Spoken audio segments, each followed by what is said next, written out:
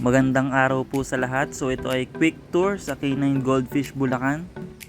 Located in Lias, Marilao. Nasa Google Map din kami.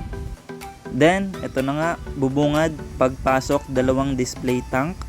Ang nasa taas ay mga import Sakura and Kirin na short body, short tail. Ayan. So marami nang naging anak yan. So yan, mga anak nila yan. Yan, kumakain sila ng Tubifex worms. Then ito mga stock natin, water.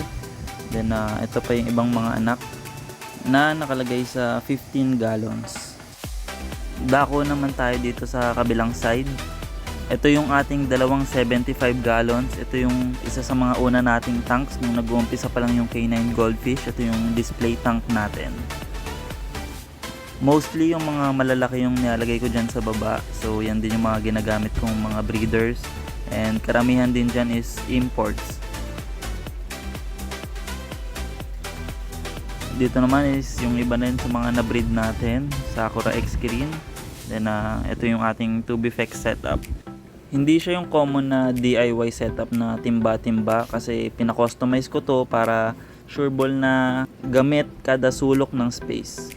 Ito pa yung ibang baby Shogun na SBST. Then ito is 35 gallon na tank. Bagong setup lang. So may ilalagay tayo dyan soon.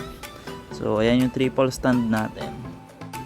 Gawin naman dito sa second floor, terrace namin, is nandito yung iba due to limited space. So ayan, nandyan yung mga mostly mga maliliit pa. Yung mga ginogroom ko pa. Hindi ko pa pang benta. Yan is Calico Ranchos na breed din natin.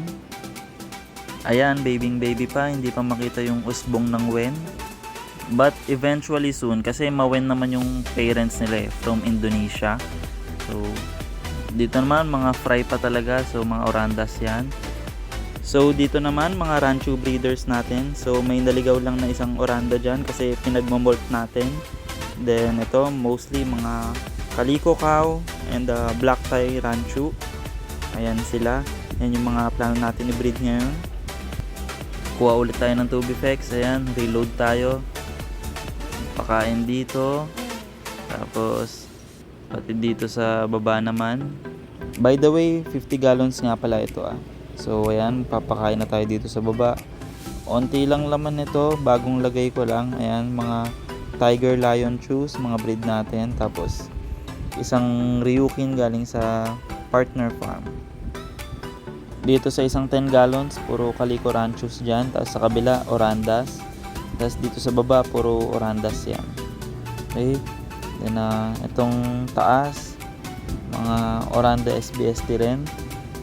Onti na lang nandyan. Naubos na rin kasi may naghanap sa akin nung nakaraan ng higher quality na SBST oranda. Quick recap tayo dito sa setup natin sa terrace. Ayan.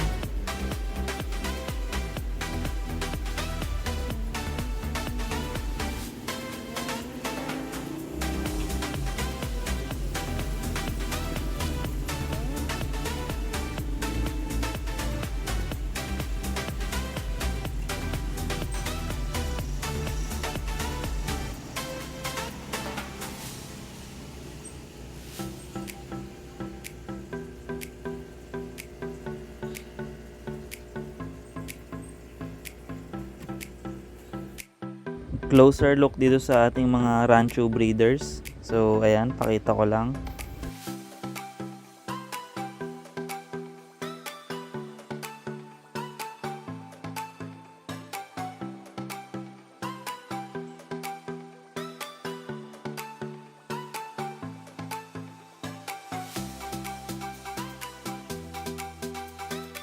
So dito naman nagpapakain ng ating staff. So small feeding lang ng Tubifex kasi baka may biglang umorder na tiga malapit lang. Hopefully makadalaw and makakwentuhan ko kayo sometime mga ka-goldfish. Thank you for watching.